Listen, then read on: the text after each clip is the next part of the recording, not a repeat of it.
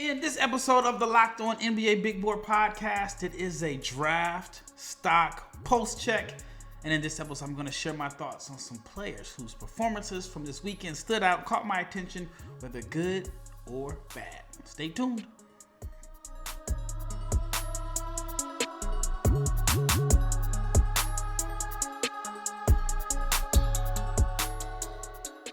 Big shout out to each and every person that has made the Locked On NBA Big Board Podcast your first listen of the day. I'm your host, Rafael Barlowe, the Director of Scouting for NBA Big Board and the founder of NBA Draft Junkies, and also the NBA Big Board Global Scouting Newsletter. And in this episode, like I mentioned, it is a draft, stock, post check. I'm going to share my thoughts, my personal thoughts on some performances that caught my attention. But I want to let you know about the Locked On newsletter. Before I get started, the Locked On newsletter is your one stop for daily league coverage delivered right to your inbox every day. You can check it out at lockedondaily.com. It is the second half of the NBA season and the games are starting to matter and get more important, if that's the word. But check it out, lockedondaily.com. And if you are not subscribed to the NBA Big Board YouTube channel, please subscribe, like, share, comment, click the bell so you can be notified every time we drop an episode, because we are your source, daily source for NBA draft content. As you can see, this episode I am flying solo, but James will be on in the next episode because James is ready to share his big board. And you know what, James, it's going to be some takes that may be a little bit wilder here and there, but you do not want to miss that episode because James is dropping off his big board. All right, before we get into this episode, I want to let you know that it is brought to you by FanDuel. Right now, new FanDuel customers can get $150 in bonus bets if your first $5 bet wins. All right, let's get right into this episode. So I'm going to talk about some players that caught my attention with their performances from this past weekend. And the first player that I'm going to start off with is Jeremiah Fears, Oklahoma freshman point guard Jeremiah Fears.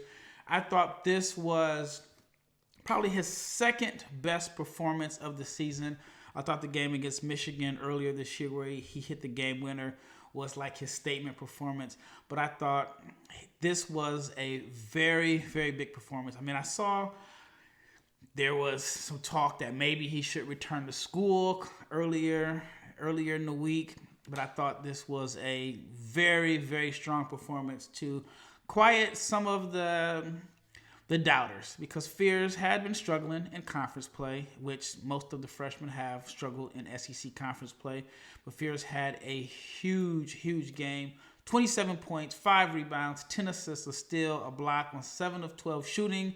He was also 2 of 5 from 3 and was 11 of 14 from the foul line. And it was a much needed win for Oklahoma. Oklahoma actually started conference play undefeated, and they are now 17-10, and they had lost like 4 or 5 games in a row. So it was a much-needed win against a ranked Mississippi State team, a good Mississippi State team. So I thought it was the perfect time to have another statement performance. But this follows up a 22-point game that he had against Florida. So it's back-to-back good games from Fears, a player that, if you're not familiar with his story, he should be playing high school basketball. He reclassified up. He is one of the youngest, if not the youngest player in this draft class, and he will only be 18 on draft night. So he is a player that is young. Obviously, I mentioned he's young, but the SEC is arguably the toughest conference in NCAA history, and on paper, you can say he's playing well, but he's definitely had his struggles. For example, in conference play, he's averaging 13.9 points and 4.4 assists per game, but he's been struggling with his shooting, only 37% from the floor, 27% from 3. He is shooting 81% from the foul line. That's good, but he is averaging 3.6 turnovers per game. But these last 2 games have been good because he is coming off a rough stretch where he was 12 of 34 from the floor against Auburn, Tennessee, Missouri, and LSU. I mean, that's other than LSU, those teams are all ranked inside the top 15. I mean, the latest poll hasn't come out as of recording time, but those three teams were ranked in the top 15. So he's had some struggles in conference play, but again, I felt like these last two games where he scored 22 and 27 points have been statement games for him. I think he is a top 10 pick. I love his size.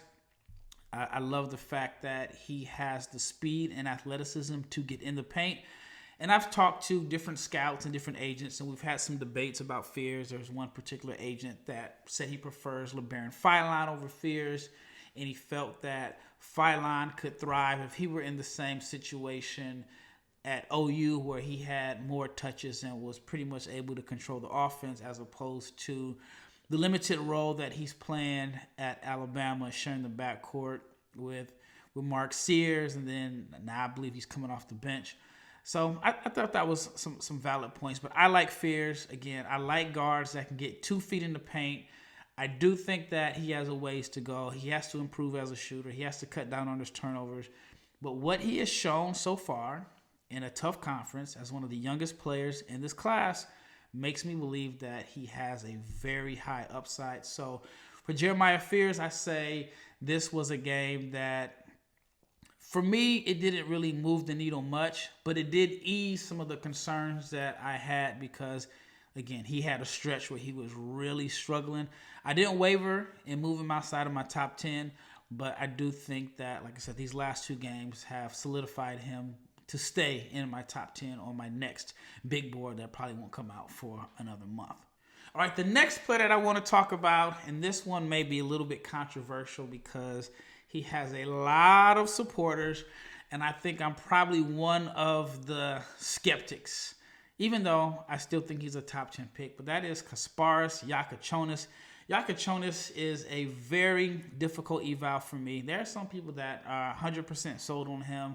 They don't have any mind fights about how his game translates to the next level. I am not one of them. I have some concerns. One, I've talked about it at length in other episodes. He turns the ball over at a very high rate. Excellent positional size. Well, I shouldn't say excellent. Excellent positional size would probably be like 6'10". But he has good positional size. He stuffs the stat sheets. He rebounds. He passes. He has good vision, knows how to play the game. And he is one of the better point guards in this class. Those are the things that I like. There was an episode that I did at the beginning of January where I watched him live, and he was absolutely impressive. Absolutely dominated the second half of Illinois' game against Oregon. I was there. I was live. I saw it with my own eyes, and I began to turn the corner on him. And I think I put him at like number 4, number 5 on a mock draft that I dropped on NBABigBoard.com. And then as time has went on, I know he's had like a forearm injury, so I am going to add context to that. But I got some concerns about Jakucionis, and the Duke game just kind of further, I guess, magnified some of my concerns. On paper, he had a pretty good game. I think he had like 14 points and 6 rebounds and 5 assists or whatever. But there were times where I thought he really struggled getting into the paint. And then he's a player that I feel like his shot selection is a very, very heavy diet of contested step-back threes off the dribble. Does not get the same criticism for his shot selection as others, but he is a guy that when he's at his best, it's because he's making the contested step-back three. So I did a little bit of numbers here. For the season, he has attempted 128 three-pointers. 90 of his 128 threes are off the dribble. He's shooting 33% from 3 off the dribble, which is the absolute toughest three-point shot to make. It is a lot easier to shoot a catch-and-shoot jumper than it is to shoot threes off the dribble, and then it makes it even more difficult when it is a contested three-point shot. So when the shot isn't falling, it really impacts his whole game because he doesn't have great blow-by speed. He's not a guy that is going to be able to consistently get 2 feet in the paint. But what makes him even more weird to evaluate is despite not having great blow-by speed and not being able to consistently get by his man and get 2 feet in the paint, he knows how to draw fouls. So that is a definite positive. But then he turns the ball over at a very, very high clip. He just had a game against Wisconsin a few days ago where he had 7 turnovers. And he has 9 games this season with 5 turnovers or more. And then over his last 3 games, so including Duke, Wisconsin, and Michigan State, the jumper isn't falling. He is 2 of 14 from 3, but he is able to get to the line. He's 13 of 13 from the free throw line over the course of those 3 games. But prior to that, he had 2 games against UCLA and Minnesota where he was posted pretty much identical stat lines. 8 of 14 from the floor, 24 points in both games. But he is a tough eval for me because on one hand, I like the size. I like the passing as far as his vision, as far as his ability to find guys, get guys open looks. But then he turns the ball over so much, he needs a lot of freedom. Like I had wrote in my Big Board 1.0 before the season started, one of the concerns that I had about him is Brad Underwood going to allow him to play with freedom and give him a long leash? And that has been yes, because I felt like he was a high risk, high reward passer that needed freedom to play through mistakes. He's done that. He's been given that long leash, but the turnovers are concerning. And then I just have some concerns about how he'll be able to match up against NBA defenders. But he gets to the line. So like I said, that is one of the things that I do like. He gets to the line. Again, the size, the passing. He rebounds. To me, one of the better rebounding guards. He is a guard that goes and gets rebounds, whether it is a rebound in traffic with bigs or just getting a long rebound. So he does find ways to fill up the stat sheet. But I do have some concerns. And so for me, I would say Jakucionis' draft stock is going down, in my opinion. He's still a top 10 pick. And I spoke with a NBA scout recently and in comparison to Jeremiah Fears. And he was like, there's no way a team is going to take Jeremiah Fears over Jakucionis because they are going to love the fact that he has better size, love the fact that he's got some experience playing in Europe and so on, which I think that's valid. But I don't think the gap between Jakucionis and Fears is that wide because I do think that Fears' ability to consistently pressure the rim is going to fit well in today's NBA. Now, Jakucionis is the better passer, but they both struggle with turnovers. Jakucionis is, again, high-risk passes or whatever, and he is the better shooter than Fears, but I don't think the gap is that wide. But I still have both as top 10 picks. All right, before I get into the second segment, let's talk about DoorDash because if you are an NBA fan, get ready. Because if they score, you save. Thanks to Dash Pass, I gotta make sure I say that slow. Thanks to Dash Pass, every time a player drops 50 or more points in a game, you can score a huge deal the next day. It is pretty simple. When a player drops 50 or more in a game for the remainder of the 24-25 season, Dash Pass members will get 50% off an order, up to $10 off the next day from noon until midnight. So you got a little bit of a window. So if a guy drops an epic 50-point performance, you can celebrate by ordering wings, pizza, or burgers from your favorite spots, and it is delivered right to your door. If you got late night cravings, again, same thing. So all you have to do is sign up for Dash Pass and be ready to save when a player scores 50 or more in a game. Again, Dash Pass members will get 50% off an order the next day and up to $10 off. All you have to do is use the promo code NBA50 from noon to midnight after a 50-point game on eligible orders at participating merchants. You must have an active Dash Pass account. Terms apply. Visit DoorDash.com to learn more.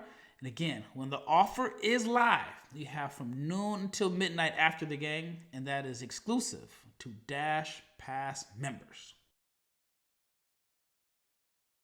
All right, the next player that I want to talk about is a player.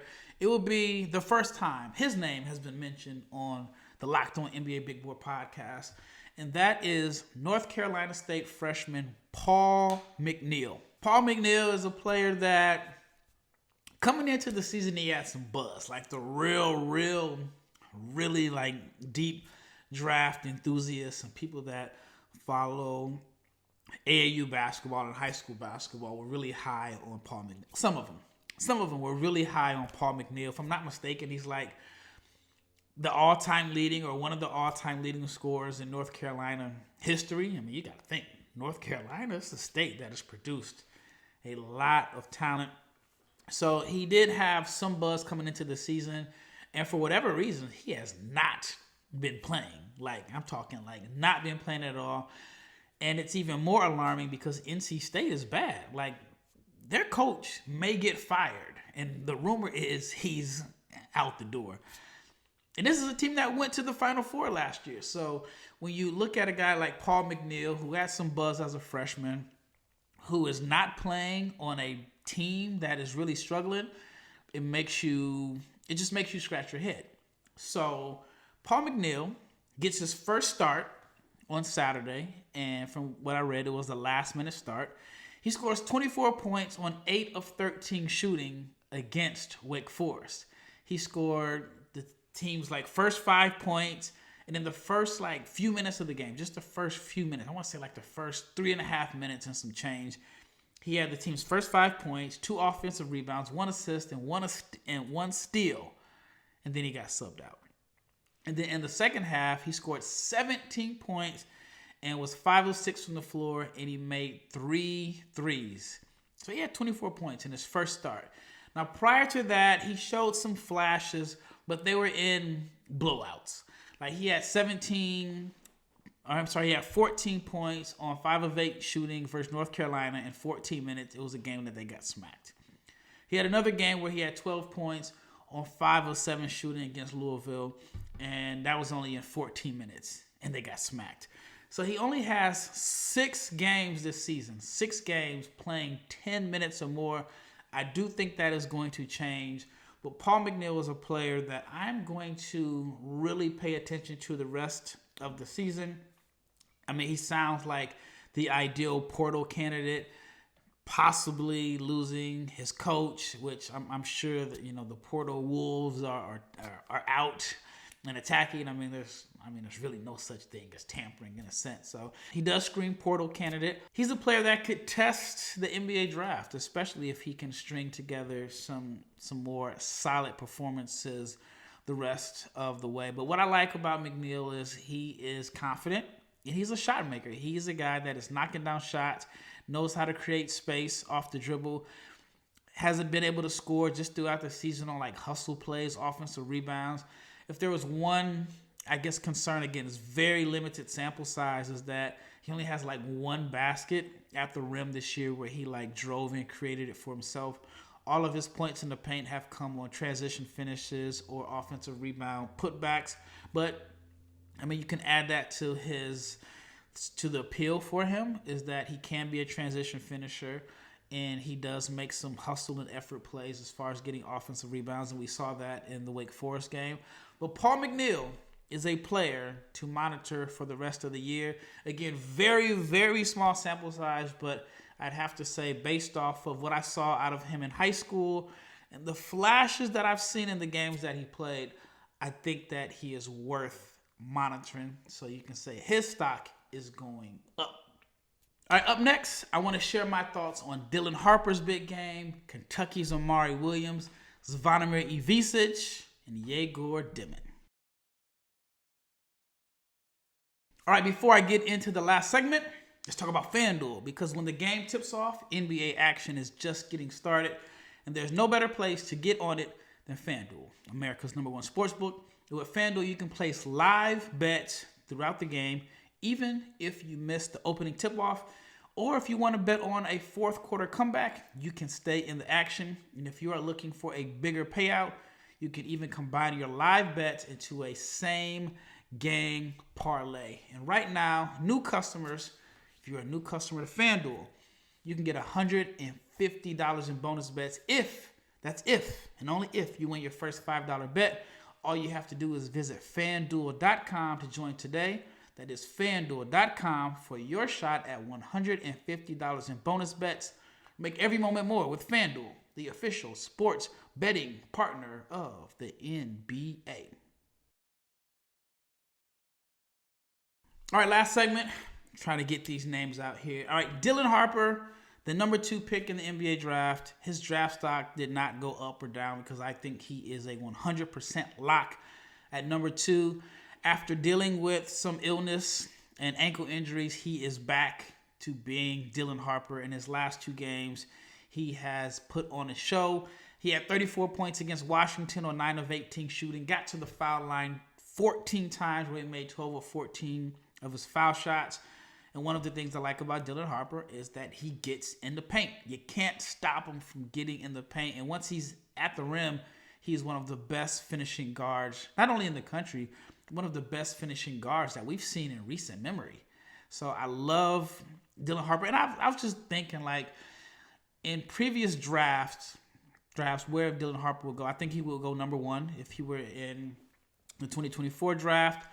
I think maybe number 3 in the 2023 NBA draft. I still think Brandon Miller may go ahead of him. But anyway, Dylan Harper had a strong performance on Sunday against USC, 25 points and 9 assists. And over his last 2 games, he is 8 of 16 from 3. I just had like a debate with an NBA scout before the game, and we were talking about the point guards. And he didn't have Dylan Harper as a point. He thought Dylan Harper was a combo. To me, I think Dylan Harper is a point guard. I think he's best with the ball in his hands. Yes, he's been an efficient shooter off the catch. But to me, I think Dylan Harper is a point guard. And if you compare him to Jakucionis, and this particular scout had listed Jakucionis, Fears, Egor Demin, who I'll talk about later on, in this range as point guards, and he thought Harper and VJ Edgecombe were more combo guards. And I think Dylan Harper is a point guard, in my opinion. But anyway, Harper has been good, and I just wanted to point that out because he is back to looking like Dylan Harper we saw earlier in the season. All right, another player that I want to talk about whose draft stock has gone up, in my opinion. I like this guy. I like what he brings to the table. Amari Williams. Over his last 3 games, he's averaging 17 points, 9.6 rebounds, 3.3 assists, and 2 blocks on 68% shooting for Kentucky. Amari Williams is a big that I thought had a little bit of buzz last year when he was at Drexel, transferred to Kentucky's playing in, like I mentioned, the SEC and the tough SEC where there's no nights off. And he's been good. He's a player that I think is definitely draftable. And I think that he is a player that can stick in the NBA. He has good size, but he's skilled. He can face up, has good footwork. Not like a phenomenal athlete, but he's a good enough athlete to play as a lob threat. He's second on the team in assists. He can pass. He rebounds. I really like Amari Williams. I've seen plays where he got the rebound and pushed the ball up court. If I had like one knock on Amari Williams, it's this. You got to work on your right hand, brother. I know you're left-handed, but I feel like he leaves so many points on the board because he does not have post moves off his left shoulder. I mean, I feel like there are times where he's got the ball on, like, let's say the left block, and he drives middle, and he'll have a simple right-hand hook, and then he'll end up turning around and making like a lefty hook that's a little bit more difficult. But I think if he had a right hand and a right-hand hook and a more consistent right hand, I think that he could average 2 to 4 more points per game. And I think that's something that's going to be needed. But Amari Williams is a player who, in my opinion, his stock is going up. I think that he is a draftable player, and I do think that he is a player that is going to stick in the NBA because of his ability to impact the game as a rebounder, as a passer. He can handle the ball a little bit. So I like Amari Williams. His stock is going up. Another player whose stock is going up, and that's because it had went down, but I was very, very, very high on him coming into the season. I actually, I'm not afraid to admit my mistakes. I thought before this season, Arkansas's Zvonimir Ivisic had a chance to be the best big man in college basketball. I've long been a fan of his skill set. I think that he has the tools to be an inside-outside threat. I think he's a good enough athlete to where he can be a vertical lob threat. He can space the floor. He's skilled. He's fundamentally sound in the post. And he is a good shot blocker. Now, my guy Leaf Tulane thinks that Ivisic is the absolute worst defender in the SEC. And, you know, that's Leaf's opinion. But I've always liked Ivisic. And he got off to a slow start. It was kind of alarming that he got off to such a slow start. But then over the past few weeks, I feel like he is showing flashes of what made him such an intriguing prospect. If you don't know his story, like last year, he was at Kentucky, and then he was just impacted by some NCAA decision where he basically had to sit out almost like the whole first half of the season. Then he had this like crazy debut against Georgia where he made like all of his shots. I don't remember exactly, but he had like 10 points in like the first 5 minutes of playing time. And then he just really struggled with playing time the rest of the year. I thought it was interesting that he followed Calipari to Arkansas. And again, got off to a slow start this year, but he's finally looking like the player that I was so high on. And I'll just give you some of his games. 25 points, 10 of 13 shooting, 3 of 5 from 3, 4 blocks and a steal versus LSU. 27 points on 10 of 18 shooting, 5 of 9, 3 blocks and 3 steals against Alabama, a very good Alabama team. And then this weekend, 20 points, 6 of 8 shooting, and he had 2 blocks and 2 steals against Missouri. Now here's the problem with that. He had a game prior to the Missouri game where this is probably one of the worst games of the year. It has to be the worst game of his career. He was 0 of 10 from the floor with 0 points, but 9 of his 10 shots were three-pointers. Like, talk about not bringing the physicality and just settling. But that game, he was 0 of 9 from 3, missed 9 out of his 10 shots. 9 out of his 10 shots were threes. Didn't get to the foul line and had a donut. But he had a good bounce-back game against Missouri. Like I said, 20 points on 6 of 8 shooting. So Ivisic is the player that I think that his stock, at least in my opinion, is going back up because he went from, in my opinion, a first-round pick to like undrafted. That's how bad he was playing. But now I think you can put him back in the range of being drafted. All right, lastly, I want to talk about Egor Demin. Egor Demin is another player that is somewhat a tough eval for me. And you might think I'm crazy, but I just think it's beneficial for him to return to school. I really do. Even though I think he's going to be a lottery pick if he enters. But I have some really, really big concerns. And I personally, especially with NIL, the NIL money being the way it is, I personally think it's probably better for him to improve and work on his game next year in college basketball than it is to be in the NBA and possibly be sent down to the G League. But that's just my personal opinion. A lot of people may think I'm crazy. But Demin had a pretty good game against Arizona. It was up and down, I should say. I don't want to say pretty good. It was up and down. He made 6 of 11 shots against Arizona. He had 8 assists, but he also had 6 turnovers. And for the year, he's shooting 43% from the floor, 27% from 3, and 65% from the foul line. I thought this was a game where he was a little bit more aggressive as far as scoring. My concern with Egor is that he's not always aggressive. I mean, he'll go stretches where he won't take more than 5 or 7 shots. And yes, he is a phenomenal passer. I think if he entered the NBA today, he's a top 15 passer as far as court vision, excellent size, and so on. But to me, in order to maximize his potential as a passer, you need to be an aggressive scorer. And one of the reasons why I think he's not an aggressive scorer is because, one, the handle needs to be tighter, and he struggles to get separation against NBA-level athletes. There were times where there's one play where he struggled to get by KJ Lewis, who is a good defender. Don't get me wrong, but I think like he's going to struggle getting separation because, one, the handle needs to improve, and 2, he needs to get stronger. He's not able to turn it into like a back down or bully ball if he can't beat the guy off the dribble. And while he does have a little bit of wiggle, I just don't know who he's going to be able to get by on the NBA level. It's probably going to be heavily reliant on the screen. And unlike Jakucionis is not shooting the ball exceptionally well, but Jakucionis is much more of a threat as a step-back shooter, with Egor shooting 27% from three, and he's not able to consistently get in the paint without his handle, with his handle in his first step.